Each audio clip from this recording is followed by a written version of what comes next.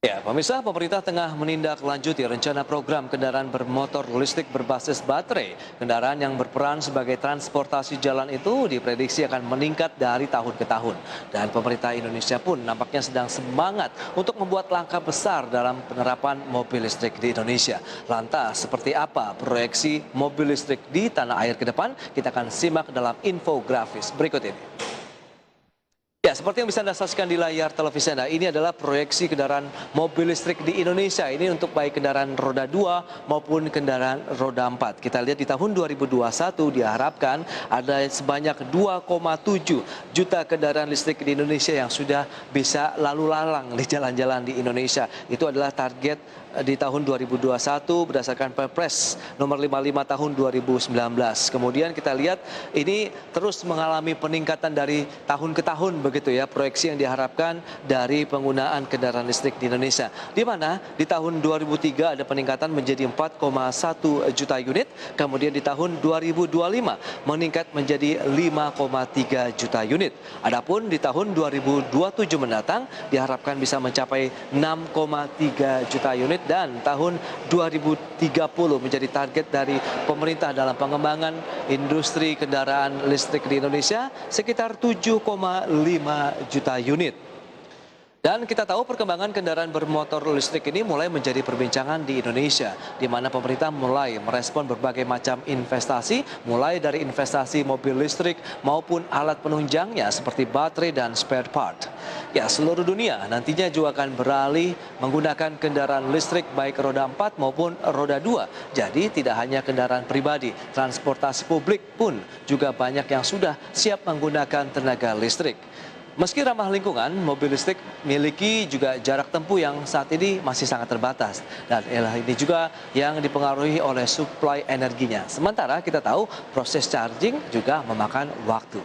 Ya, kita akan lihat bagaimana cara-cara ataupun ini adalah salah satu cara untuk mengatasi jarak tempuh dan permasalahan mobil listrik di Indonesia. Yang pertama, kita tahu ada stasiun pengisian kendaraan listrik umum atau SPKLU. Kita akan lihat seberapa siap ini ya pemerintah untuk menyiapkan sarana dan prasarananya terkait dengan mobil listrik.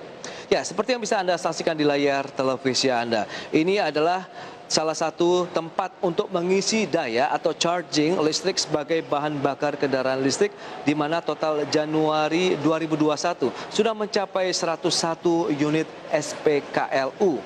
Kemudian lokasinya tersebar di 72 lokasi di Indonesia dengan lama pengisian sekitar 30 menit sampai dengan 90 menit. Ini untuk stasiun pengisian kendaraan listrik umum atau SPKLU. Kemudian ada lagi nih, salah satu metode yang akan diberikan oleh para pengguna kendaraan listrik, yaitu stasiun penukaran baterai kendaraan listrik umum atau SPBKLU, di mana ini adalah tempat untuk menukarkan baterai kendaraan listrik yang terdapat pada mobil kita. Jadi kita tahu ini di tahun 2021, tepatnya di bulan Januari lalu sudah ada 13 unit SPBKLU. Jadi kalau tadi kita mengisi kendaraan dengan mobil listriknya di SPKLU, tapi di sini kita menukarkan baterainya ya. Kemudian dengan lama penukaran lebih singkat karena ini ditukarkan baterainya, dicopot kemudian dipasang kembali sekitar 3 sampai dengan 5 menit.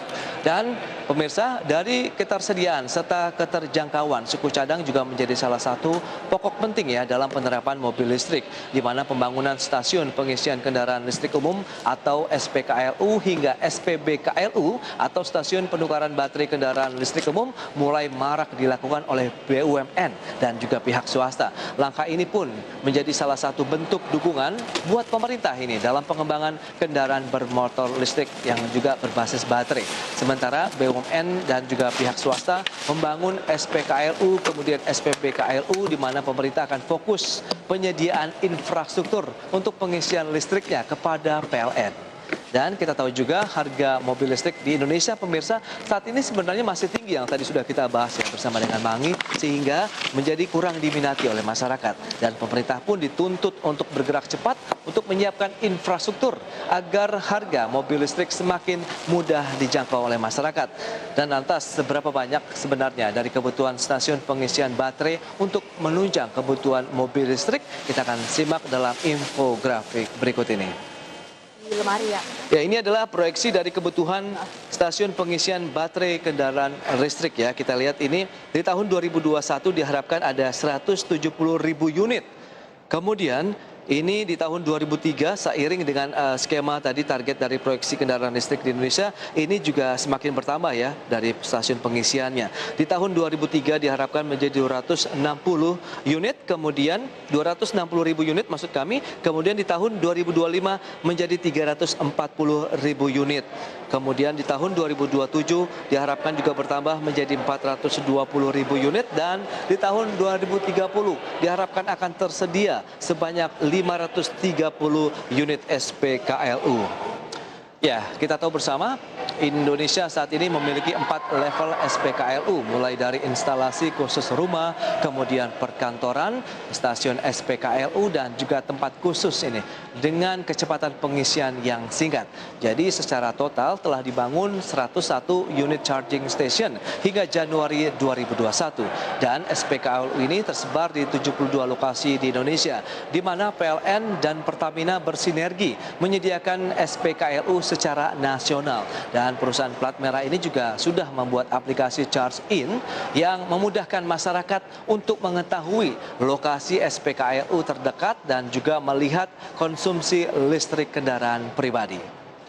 Ya, pemerintah tidak bergerak sendirian sebenarnya untuk mengembangkan dan menyiapkan infrastruktur terkait dengan mobil listrik. Beberapa perusahaan pabrikan mobil ternama juga mulai berinvestasi di Indonesia. Siapa saja? Kita akan simak dalam infografis berikutnya.